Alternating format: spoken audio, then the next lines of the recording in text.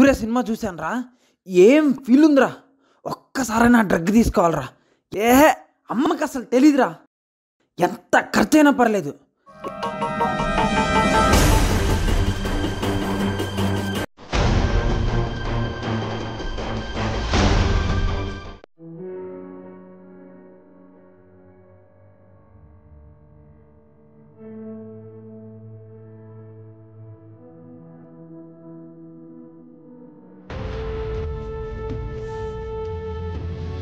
రోహన్,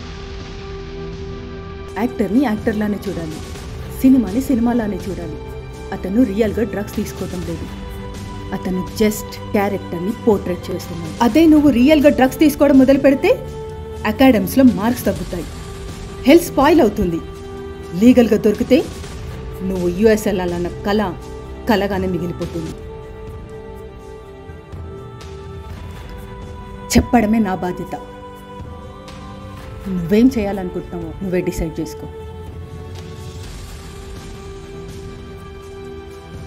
రోహన్, నీలాంటి bright student కూడా drugs తీసుకోవడం మొదలు పెడితే నీకే కాదు, ఈ సొసైటీ కూడా నష్టం.